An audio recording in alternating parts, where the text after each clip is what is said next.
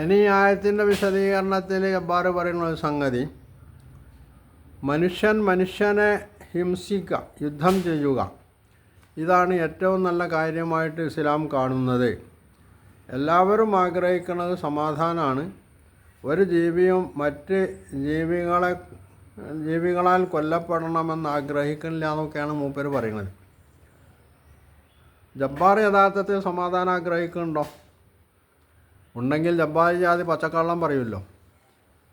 തനിക്ക് ഇഷ്ടമില്ലാത്ത ഒരു കൂട്ടരാണ് എന്നതുകൊണ്ട് മുസ്ലിങ്ങളെ സംബന്ധിച്ചും ഇസ്ലാമിനെ സംബന്ധിച്ചും അള്ളാഹിനെ പറ്റിയും റസൂലിനെ പറ്റിയുമൊക്കെ ഈ നിലക്ക് തെറി പറയുകയും തോന്നിവാസങ്ങൾ വിളിച്ചു പറയുകയും ബൽഷിക്കുകയും ചീത്ത വിളിക്കുകയും ഒക്കെ ചെയ്യുന്ന ജബ്ബാർ എന്ത് സമാധാനമാണ് ആഗ്രഹിക്കുന്നത്?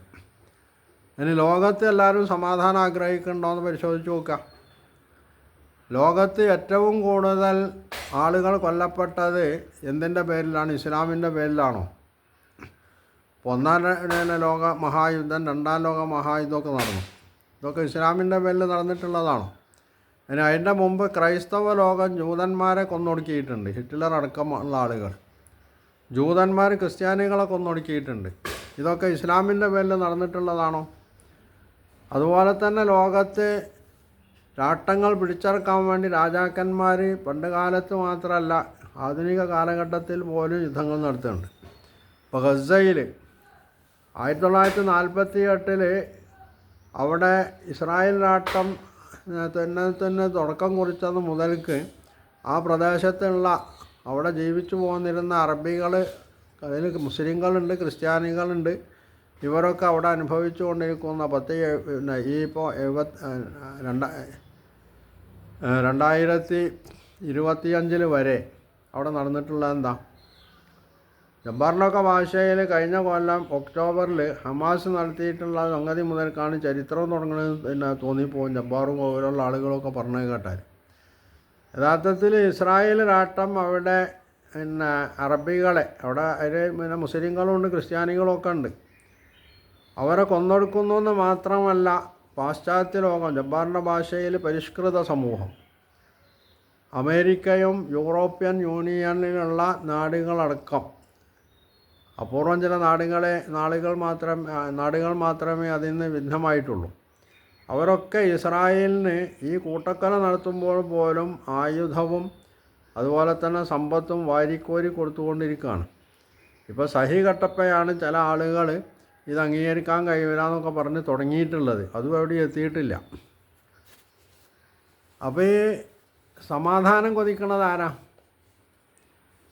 യഥാർത്ഥത്തിൽ ഇസ്ലാം സമാധാനം കൊതിക്കുന്നു എന്നുള്ളതിനാണല്ലോ അവർ ശത്രു നിങ്ങളോട് സന്ധിക്ക് വേണ്ടി സന്നദ്ധരായാൽ വൈൻ ജനഹു ലിസ്സൽമി ഫജ്നഹിലഹ, നീയും അതിന് സന്നദ്ധനാവുക എന്ന് ഖുർആൻ നിർദ്ദേശിച്ചിട്ടുള്ളത്.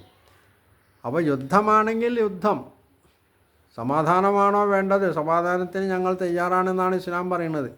അതാണ് ഖുർആൻ പറഞ്ഞത്, നബി സല്ലല്ലാഹു അലൈഹി വസല്ലമയും പറഞ്ഞിട്ടുള്ളത്. ശത്രുവിന് സമാധാനം വേണ്ടതില്ലെങ്കിൽ പിന്നെ മുസ്ലിങ്ങൾക്കാണോ സമാധാനം വേണ്ടത്? അപ്പോൾ ഒരു കാരണത്തെ അടിച്ചാൽ മറ്റേ കാരണത്തും അടിക്കാൻ വേണ്ടി പിന്നെ വെച്ചു കൊടുക്കാനുള്ളത് ഇസ്ലാമിൻ്റെ രീതിയല്ല. അതാദ്യം മനസ്സിലാക്കേണ്ടത്. ഇസ്ലാം കയ്യൂക്ക് കൊണ്ട് ശക്തി കൊണ്ട് തന്നെ നേരിടാൻ ഉറച്ചിട്ടുള്ളൊരു പ്രത്യയശാസ്ത്രമാണ്. അതുകൊണ്ടാണ് ഇങ്ങോട്ട് കൊല്ലാൻ വന്നാൽ അങ്ങോട്ട് കൊല്ലാൻ നോക്കേണ്ടി വരും. പിന്നെ അതിനെ ഉപരോധിച്ചുകൊണ്ട് ആ ശത്രുവിനെ നേരിടാൻ ശ്രമിക്കണം. അതിൽ ശത്രു കൊല്ലപ്പെട്ടാൽ അത് ശത്രുവിൻ്റെ കുറ്റമാണ്, അല്ലാതെ ആ ശത്രുവിനെ നേരിടാൻ ഉദ്ദേശിച്ചവൻ്റെ കുറ്റമല്ല എന്ന് ഇസ്ലാം പറയുന്നത്. അവിടെയാണ് അവർ കൊല്ലുന്നു, നിങ്ങളും കൊല്ലുന്നു, കൊല്ലപ്പെടുന്നു എന്നൊക്കെ പറഞ്ഞിട്ടുള്ളത്. ഇങ്ങോട്ട് കൊല്ലാൻ വരുമ്പോൾ അങ്ങോട്ടും കൊല്ലാൻ ശ്രമിക്കും, സ്വാഭാവികമാണ്. ശത്രുക്കൾ ഒഴിഞ്ഞു പോകട്ടെ, ഇസ്ലാം ഒരിക്കലും അവരെ പിന്നാലെ പോയിട്ട് കുതിര കയറി അവരെ ആക്രമിക്കൂല. ഇസ്ലാമിൽ നബി സല്ലല്ലാഹു അലൈഹി വസല്ലമയുടെ കാലഘട്ടത്തിൽ നടന്ന ഏത് യുദ്ധം എടുത്താലും ജബ്ബാറിന് പിന്നെ പറയാൻ കഴിയുമോ അവിടെ ആരെയൊക്കെയാണോ നബി സല്ലല്ലാഹു അലൈഹി വസല്ലമയുടെ നേതൃത്വത്തിൽ അല്ലെങ്കിൽ നബി സല്ലല്ലാഹു അലൈഹി വസല്ലം നിയോഗിച്ച ചെറു സംഘങ്ങൾ ആരെയൊക്കെ കാര്യങ്ങൾ ആരെയൊക്കെ നേരിടാനാണ് ഉറച്ചുകൊണ്ടാണോ പോയിട്ടുള്ളത്?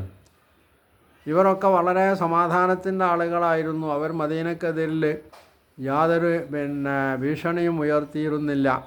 അവർ സമാധാനപൂർവ്വം അവരുടെ നാടുകളിൽ കഴിഞ്ഞു കൂടുമ്പോൾ ഒരു കാരണമില്ലാതെ മുഹമ്മദ് അവരെ ആക്രമിക്കുകയായിരുന്നു എന്ന് ചരിത്രത്തിൻ്റെ പിൻബലത്തിൽ, ജബ്ബാർ വിളിച്ചു പറയണതല്ല, ചരിത്രത്തിൻ്റെ പിൻബലത്തോടു കൂടി ജബ്ബാറിന് പറയാൻ കഴിയുമെന്നതാണ്. അപ്പോൾ ജബ്ബാർ ഈ ആയത്തിൻ്റെ വിശദീകരണത്തിൽ യഹൂദി ഇതാണല്ലോ എടുത്തിട്ടുള്ളത്. ഈ യഹൂദി യുദ്ധം തന്നെ നടക്കാനുണ്ടായിട്ടുള്ള കാരണം എന്താ? അബൂ സുഫിയാനും പിന്നെ സൈനിക ശേഖരം നടത്തുന്നുണ്ട്, അവർ യുദ്ധത്തിന് വേണ്ടി ഒരുങ്ങി വരുന്നുണ്ടെന്ന് കേട്ടപ്പോഴാണ് നബി സല്ലല്ലാഹു അലൈഹി വസല്ലം മദീനയിലെ തൻ്റെ അനുയായികളെ വിളിച്ചു വരുത്തിയിട്ട് എന്താണ് ചെയ്യേണ്ടത്, നിങ്ങൾ ശത്രു വരുന്നുണ്ട്, ശത്രുവിനെ മദീനയിൽ വെച്ച് നേരിട്ടാൽ മതിയോ അതോ പുറത്തു പോയി നേരിടണമോ എന്നൊക്കെ ഇവരുമായിട്ട് ആലോചിക്കുകയാണ് നബി സല്ലല്ലാഹു അലൈഹി വസല്ലം. ഈ ആലോചന വേണ്ടി വന്നത് എന്തുകൊണ്ടാണ്? ജബ്ബാർ ചോദിക്കണ്ടല്ലോ, എന്തിനാണ് മുഹമ്മദ് പിന്നെ അനുയായികളോട് ആലോചിക്കണത്, അള്ളാഹിനോട് ആലോചിച്ചാൽ പോരെ, അള്ളാഹിനെ കയ്യൊയ്യല്ലേ നബി ചെയ്തിട്ടുള്ളതെന്നൊക്കെ ചോദിക്കണ്ടല്ലോ. അപ്പോൾ എന്തുകൊണ്ടാണ് നബി സല്ലല്ലാഹു അലൈഹി വസല്ലം ഇവരോട് ഇത് സംബന്ധിച്ച് ആലോചിച്ചിട്ടുള്ളത്? അപ്പോൾ ശത്രു വരുന്നു എന്നുള്ള, ശത്രു വരുന്നത് പിന്നെ ഇവിടെ വന്നിട്ട് ഇവിടെ കൃഷിയൊക്കെ ചെയ്തിട്ട് വരെ പോഷിപ്പിക്കാനും അവരെ സംരക്ഷിക്കാനും അല്ല ശത്രു വരുന്നത്. ശത്രു ആയുധമേന്തി യുദ്ധത്തിന് വേണ്ടി വരികയാണ്. അപ്പോൾ സ്വാഭാവികമായും ആ യുദ്ധത്തിന് വേണ്ടി ആയുധമേന്തി വരുന്ന ശത്രുവിനെ എങ്ങനെ കൈയാളണം എന്നതാണ് അവിടെ നബി സല്ലല്ലാഹു അലൈഹി വസല്ലം അനുയായികളുമായിട്ട് ആലോചിച്ചിട്ടുള്ളത്. ആ ആലോചനയുടെ അടിസ്ഥാനത്തിലാണ് നബി സല്ലല്ലാഹു അലൈഹി വസല്ലമ അനുയായികളെയും കൂട്ടിയിട്ട് യുദ്ധത്തിന് പോണത്. അല്ലാതെ ജബ്ബാർ പറയണ മാതിരി നബി സല്ലല്ലാഹു അലൈഹി വസല്ലം സമാധാനം ആഗ്രഹിക്കാത്തത് കൊണ്ടല്ല. നബി സല്ലല്ലാഹു അലൈഹി വസല്ലമ മദീനയിൽ വെച്ച് തന്നെയാണ് പറഞ്ഞിട്ടുള്ളത്. പണ്ട് മക്കയിൽ അബ്ദുല്ലാഹിബ്നു ജദ്ആൻ്റെ നേതൃത്വത്തിൽ മക്കയിൽ വരുന്ന പിന്നെ ആളുകളെ മർദ്ദിച്ചൊതുക്കുന്ന ആളുകൾക്കെതിൽ മക്കയിലെ ജനങ്ങൾ ഒറ്റക്കെട്ടായിട്ട് നീങ്ങണമെന്നുള്ള ഒരു തീർപ്പുണ്ടാക്കിയപ്പോൾ അതുപോലുള്ള ഒന്നിന് വേണ്ടി ഖുറൈശികൾ എന്നെ ക്ഷണിച്ചാൽ ഞാനതിന് തയ്യാറാണെന്ന് പറഞ്ഞിട്ടുള്ളത് നബി സല്ലല്ലാഹു അലൈഹി വസല്ലമയാണ്. ഇത് പറയുന്ന ഏത് ഘട്ടത്തിലാണ്? ഖുറൈശികൾ ഇസ്ലാമിൻ്റെ എതിരിൽ മദീനയ്ക്കെതിരിൽ യുദ്ധത്തിന് ആയുധം വാള് മൂർച്ച കൂട്ടിക്കൊണ്ടിരുന്ന കാലഘട്ടത്തിലാണ്. അപ്പോൾ സമാധാനം ഉദ്ദേശിച്ചിട്ടില്ലെങ്കിൽ നബി സല്ലല്ലാഹു അലൈഹി വസല്ലം അങ്ങനെ വാക്ക് പറയില്ല. എന്നാൽ അബൂ സുഫിയാൻ്റെയോ അബൂജഹലിൻ്റെ ഭാഗത്തു നിന്ന് അങ്ങനെ വല്ല വർത്തമാനവും പറഞ്ഞായിട്ട് ജബ്ബാറിന് തെളിയിക്കാൻ കഴിയുമോ? അപ്പോൾ ആരാണ് ഇവിടെ അക്രമത്തിന് മുതിരുന്നത്? ആരാണ് സമാധാന ഭംഗം വരുത്തുന്നത്? സമാധാനം കൊതിക്കുന്നത് ആരാ? വളരെ വ്യക്തമാണ്. ചരിത്രം സത്യസന്ധമായി ചരിത്രം പഠിച്ചു പറയുകയാണെങ്കിൽ ജബ്ബാറിന് അല്പം യുക്തിബോധമുണ്ടെങ്കിൽ, യുക്തിവാദമല്ല, യുക്തിബോധമുണ്ടെങ്കിൽ ഈ ജാതി പിന്നെ വിഡ്ഢിത്തങ്ങൾ, കള്ളങ്ങൾ ജബ്ബാർ വിളിച്ചു പറയുമായിരുന്നില്ല. അപ്പോൾ ഇസ്ലാം എല്ലാ കാലത്തും സമാധാനമാണ് ഉദ്ദേശിച്ചിട്ടുള്ളത്. ആ സമാധാനം തകർക്കാൻ വേണ്ടി ഒരുമ്പെട്ടുകൊണ്ട് ശത്രു വരുമ്പോൾ അവിടെ വെട്ടാൻ പോകുന്ന വരുന്ന പോത്തിനോട് വേദം ഒതുക്കി കൊടുക്കാനുള്ള എല്ലാം ഇസ്ലാം ചെയ്യാം. യുദ്ധത്തിന് വേണ്ടി ഒരുങ്ങി വരുന്ന ആയുധമായിട്ട് വരുന്ന ശത്രുവിനെ നേരിടാൻ അതേ പിന്നെ അർത്ഥത്തിൽ തന്നെ പിന്നെ ആയുധം ഒരുക്കും, അതിനു വേണ്ടി ആളുകളെ ഒരുക്കുകയൊക്കെ ചെയ്യും. അതുകൊണ്ട് അത് ജബ്ബാറും മനസ്സിലാക്കേണ്ടതാണ്. ജബ്ബാർ ഇസ്ലാമിൻ്റെ അതിൽ ഇങ്ങനെയൊക്കെ തോന്നിയാസം പറയുമ്പോൾ അത് കേട്ടെന്ന് കൊടുക്കും മുസ്ലിങ്ങൾ എന്ന് ജബ്ബാർ ഒരിക്കലും വിശ്വസിക്കേണ്ടതില്ല. ജബ്ബാർ ഇസ്ലാമിനെ അധിക്ഷേപിക്കാൻ തയ്യാറില്ലേ? ജബ്ബാറിനെ ഇവിടെ ആരും ആക്ഷേപിക്കൂല. അതേവസരം ജബ്ബാർ ഇസ്ലാമിനെ അധിക്ഷേപിക്കാനും അതിനെ തകർക്കാനും ശ്രമിക്കുമ്പോൾ സ്വാഭാവികമായിട്ടും മുസ്ലിങ്ങളുടെ ഭാഗത്തു നിന്ന് ജബ്ബാറിനെതിരെ ഉള്ള നീക്കങ്ങളുണ്ടാവും. അപ്പോൾ അത് പിന്നെ മനസ്സിലാക്കാനുള്ള ബുദ്ധി പോലും ഇല്ല എന്നതാണല്ലോ ഈ യുക്തിവാദിയുടെ ഗതികേട് എന്ന് പറയുന്നത്. അല്ലെങ്കിൽ ഇത്തരത്തിലുള്ള കള്ളങ്ങൾ പറഞ്ഞിട്ട് ഇസ്ലാമിനെ കരിവാരി തേച്ചിട്ട് നാലാളുടെ കയ്യടി നേടാൻ വേണ്ടി ജബ്ബാർ ശ്രമിക്കുമായിരുന്നില്ല. മാത്രമല്ല, ഈ യുദ്ധത്തിൻ്റെ കാര്യമാണെങ്കിൽ ഇസ്ലാം മാത്രമാണോ യുദ്ധത്തിന് പ്രേരിപ്പിച്ചിട്ടുള്ളത്? ഇപ്പോൾ മഹാഭാരതം വായിക്കുന്ന ഒരാൾക്കറിയാലോ, നൂറ്റുവരുമായിട്ടുള്ള കൗരവന്മാരുമായിട്ടുള്ള യുദ്ധത്തിൽ അർജുനന് അയാളുടെ പിന്നെ ആയുധം വെച്ചിട്ട് തളർന്നു വീണപ്പോൾ അവിടെ ശ്രീകൃഷ്ണൻ അർജുനനെ ഉപദേശിക്കുന്ന ഉപദേശം എന്താണ്? യുദ്ധം ചെയ്യേണ്ടെന്നാണോ? എതിർപക്ഷത്തുള്ളത് തൻ്റെ ഗുരുക്കന്മാരും തൻ്റെ ബന്ധപ്പെട്ട ആളുകളും തൻ്റെ സഹോദരന്മാരും ഒക്കെയാണ് എന്ന് അറിഞ്ഞിട്ടാണ് അർജുനൻ ആയുധം താഴെ വെച്ചിട്ട് തളർന്നു വീണത്. ആ സമയത്ത് ശ്രീകൃഷ്ണൻ അർജുനനെ ഉപദേശിക്കുന്നത് ക്ഷത്രിയൻ്റെ ഉത്തരവാദിത്വം ബാധ്യതയാണ് യുദ്ധം ചെയ്യാന്നുള്ളതാണ്. എന്ന് മാത്രമല്ല, അവിടെ ശ്രീകൃഷ്ണൻ ഉപദേശിക്കുന്ന മറ്റൊരു ഉപദേശവും കൂടിയുണ്ട്. നിനക്ക് ബാഹ്യത്തിൽ നീ അവരെ കൊന്നു അല്ലെങ്കിൽ അവരാൽ നിങ്ങൾ കൊല്ലപ്പെട്ടു എന്നൊക്കെ തോന്നുന്നുണ്ടെങ്കിലും യഥാർത്ഥത്തിൽ ഇവിടെ കൊല്ലുകയോ കൊല്ലപ്പെടുകയോ ചെയ്യുന്നില്ല എന്നാണ് ശ്രീകൃഷ്ണൻ അർജുനനോട് പറയുന്നത്. എന്നാൽ ഇസ്ലാം പഠിപ്പിക്കണതോ, ഇസ്ലാം പഠിപ്പിക്കണത് ഇവിടെ കൊല്ലുകയും കൊല്ലപ്പെടുകയും ചെയ്യുന്നുണ്ട് എന്ന് പറഞ്ഞാൽ വസ്തുതയായിട്ട് അംഗീകരിക്കുകയാണ് ഇസ്ലാം ഈ രംഗത്തൊക്കെ ചെയ്തിട്ടുള്ളത്. അതുതന്നെയാണ് യുദ്ധത്തെ അനുവദിക്കുമ്പോൾ ഇസ്ലാം ചെയ്തിട്ടുള്ളത്. ഇവിടെ ഒരു വസ്തുത എന്താണ്? ശത്രു ആയുധവും ഏന്തിയിട്ട് ആയുധമൂർച്ച കൂട്ടി യുദ്ധത്തിന് വരുന്നു.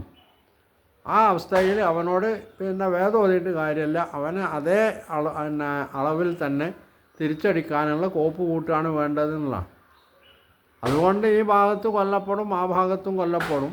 ചിലപ്പോൾ ആ ഭാഗം ജയിക്കും, ചിലപ്പോൾ ഈ ഭാഗം ജയിക്കും. ആരാണോ ജയിച്ചത് അത് ഏത് പക്ഷമായിരുന്നാലും പരാജയപ്പെട്ട വിഭാഗം ആ യുദ്ധക്കളത്തിൽ ഇട്ടേച്ച് പോയിട്ടുള്ള സമ്പത്ത് അവർ വാരിക്കൂട്ടും. ഇത്രയേ ഉള്ളൂ. അത് ഇസ്ലാമും ചെയ്യണത് തന്നെയാണ്, മറ്റുള്ളവരും ചെയ്യണത് തന്നെയാണ്. ഇസ്ലാം അത് അനുവദിച്ചിട്ടുണ്ട്, അംഗീകരിച്ചിട്ടുണ്ട്. ശത്രു എപ്പോൾ യുദ്ധത്തിൽ നിന്ന് പിൻവാങ്ങാൻ തയ്യാറാണോ ആ സമയം ഇസ്ലാമും അതിന് തയ്യാറാണെന്നുള്ളത് ഇസ്ലാം പ്രഖ്യാപിച്ചിട്ടുള്ള കാര്യമാണ്. ഇതിന് വിരുദ്ധമായിട്ട് ആണ്, അല്ലെങ്കിൽ അത് മനസ്സിലായിട്ടും പച്ചക്കള്ളം പറയുകയാണ് ഇവിടെ ജബ്ബാർ ഈ കാര്യത്തിലൊക്കെ ചെയ്തുകൊണ്ടിരിക്കണമെന്നുള്ളതാണ് വസ്തുത.